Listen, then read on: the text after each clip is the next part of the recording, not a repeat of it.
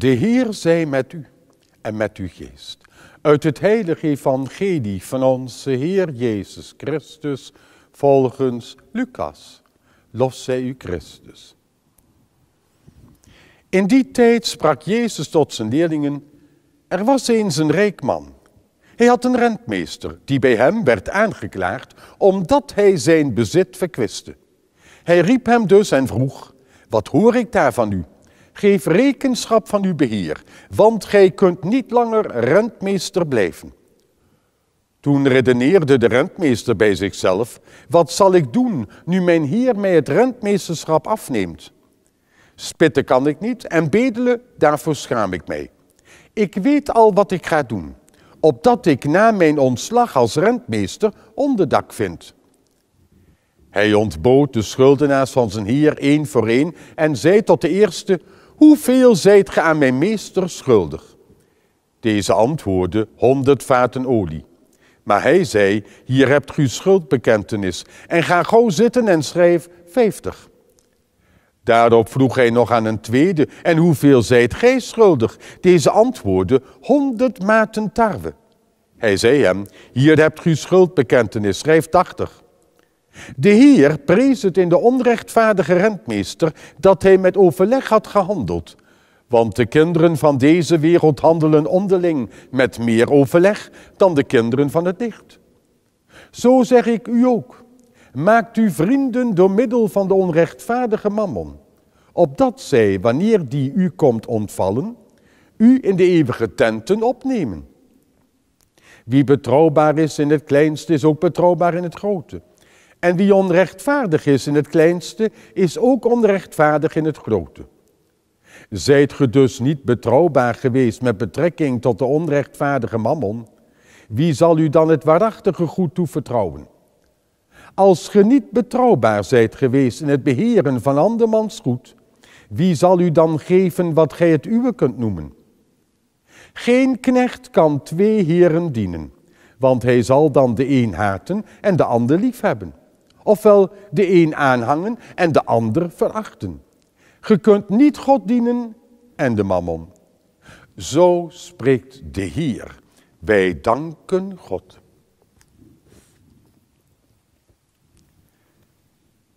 Een van de grote bedreigingen van onze economie is zeker ook de oprukkende corruptie. Telkens opnieuw worden we opgeschrikt door nieuwe onthullingen. Hoge functionarissen die enorme bonussen ontvangen, ofwel een gouden handdruk. Maar ook in het klein wordt er heel wat gedaan wat het daglicht niet kan verdragen. De lezingen van deze zondag spreken ook over corruptie. Corruptie is namelijk geen uitvinding van onze tijd. Het is een negatief gegeven van alle tijden en eeuwen. Amos treedt als een moedig profeet op tegen allerlei ongerechtigheden. Hij zegt: ze verkleinen de korenmaat, verhogen de prijs en men bedriegt de anderen met een vervalste weegschaal. Maar het ergste komt nog. Ze kopen de kleine man voor geld en de arme voor een paar schoenen. Meedogenloos rekent de profeet af met deze lieden. Hij zegt: geen van hun daden zal ik ooit vergeten, zo spreekt God de Heer. En in het evangelie van vandaag wordt een onrechtvaardige rentmeester aangeklaagd, veroordeeld en ontslagen. Toch gaat het in de lezingen van vandaag niet zozeer over de aanpak van corruptie, hoe noodzakelijk dat ook is. Het belangrijkste zinnetje van vandaag lijkt mij het volgende te zijn. De Heer prees het in de onrechtvaardige rentmeester dat hij met overleg gehandeld had. En dan gaat het evangelie verder. De kinderen van deze wereld handelen onderling met meer overleg dan de kinderen van het licht. Kinderen van het licht. Daarmee bedoelt Jezus hen die door een doopsel gekozen hebben voor het koninkrijk Gods. Maar weten deze mensen wat het doopsel betekent en gaan ze ook altijd met overleg te werk? Wat doen wij? Bijvoorbeeld kerkbijdragen betalen louter als zogenaamde premie voor gratis huwelijken en uitvaarten? terwijl de kerkbijdrage juist bedoeld is om bewust zelf de parochie structureel te ondersteunen.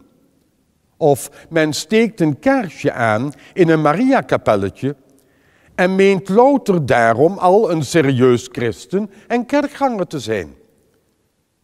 Dat bedoelt Jezus zeker niet wanneer hij het heeft over de kinderen van het licht. En hij roept die kinderen van het licht ook nog eens op om onderling met meer overleg te werk te gaan. Wat doet die onrechtvaardige rentmeester eigenlijk? Hij woekert met alle middelen die hij ter beschikking heeft om zich vrienden te verwerven. Vrienden die hem zullen opnemen wanneer hij door zijn werkgever op straat wordt gezet. Wel, nu zegt Jezus, doe jij ook zo? En welke vrienden heeft Jezus daarbij op het oog? Doet hij mee aan de verkeerde vriendjespolitiek, onderdeel van de zo gevreesde corruptie? Ergens anders in het evangelie wordt duidelijk wat Jezus eigenlijk bedoelt. In het Mattheüs-evangelie zegt hij, alles wat jij voor de kleine, arme en geringe mens hebt gedaan, heb jij voor mij gedaan. Of wie een van deze kleinen opneemt in mijn naam, neemt mij op. Woekeren met de mammon, woekeren met het geld, ten bate van hen die niets hebben, om door hen vrienden bij God te verwerven.